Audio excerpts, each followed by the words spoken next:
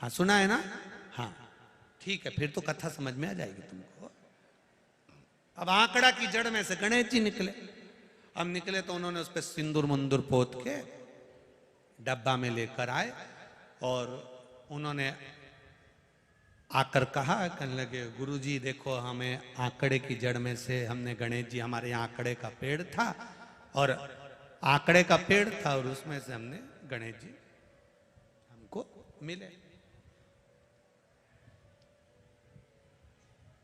पर गुरुजी, ये विशाल भैया पटेल की उस समय पर उनके जीजा जी और उनका जो भांजा है वो और भांजा की बहू वहीं पर थी।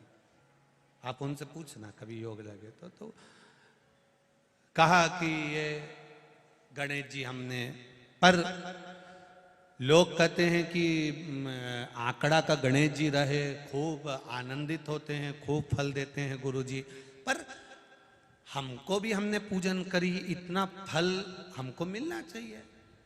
तो हमने कहा क्यों नहीं मिलेगा, अगर आपका विश्वास दृढ़ है, भरोसा पक्का है और आप गणेश जी को गणेश जी मानकर पूज रहे हो तो उसका फल कभी खाली नहीं जा सकता, वो मिलेगा जरूर। आप आए नहीं, सुबह हो गई, मेरी पूजा की थाली धरी की धरी रह गई। कारण क्या है? आप क्यों नहीं आए, उसका कारण क्या है? क्यों नहीं पहुंचे, उसका कारण क्या है? हम कौन सी गलती कर जाते हैं, महादेव हमारे नहीं हो पाते, उसका कारण क्या है? शिव महापुराण अगर अच्छे से जिसने पढ़ी है, जिसने स्मरण किया है शिव महापुराण का, वो जानता है कि आंकड़े का गणेश भी किस जगह का बनाया जाए, उसमें जो तुम्हारा भजन, तुम्हारा कीर्तन, तुम्हारा स्मरण का फल कितना। तो यह शिव पुराण उसका भी वर्णन करती है। शमी, जिसके पिताजी का नाम था औरव ऋषि, औरा ऋषि की बेटी है शमी। ये शमी है, ये औरा ऋषि की बेटी है।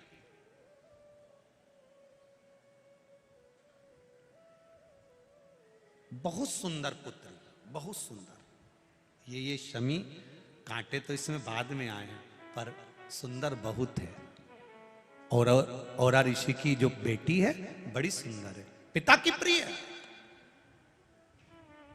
बेटी बाप की प्रिय होती है, बेटा मां का प्रिय होता है। लोग कहते हैं बेटी की विदाई में सबसे ज्यादा मां रोती है। शिव पुराण कहती है बेटी की विदाई में सबसे ज्यादा बाप रोता है, क्योंकि वो बेटी को बड़ा स्नेह करता है।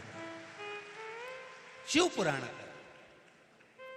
बेटी को अगर थोड़ा सा भी दुख आता है ना, बाप सबसे ज्यादा दुखी होता है।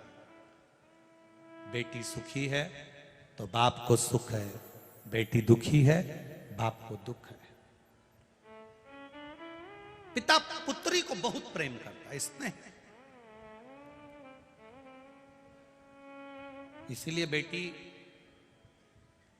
पिता के प्रियता रखती है, पर मां ने उसको गोद में, मां ने उसको गर्भ में रखा है और गर्भ में रखकर मां बेटी को पाल पोष कर बड़ा करती है। इसलिए बेटी मां के प्रति जागरूक होती है, माता के प्रति उसका स्नेह होता है और माता भी करुणा और वात्सल्यता रखती है।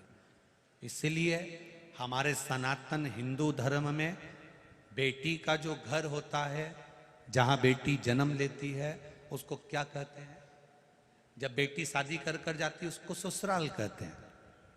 और ये जो घर है बेटी का, चमके बोलो जरा, मायका।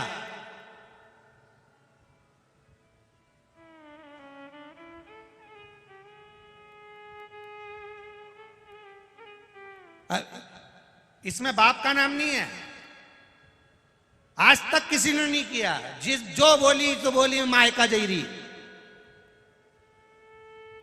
आज तक किसी ने कहा मैं बाप का जयरी। पिता के यहां जा रही, जब भी बात निकले, जो लड़ाई होने झगड़ा होने में, तो चली मायका। मायका मतलब मां का घर, मां है। तो मायका है। जिस दिन माँ चली जाती है उस दिन फिर मायका भी समाप्त हो जाता है। मायका है।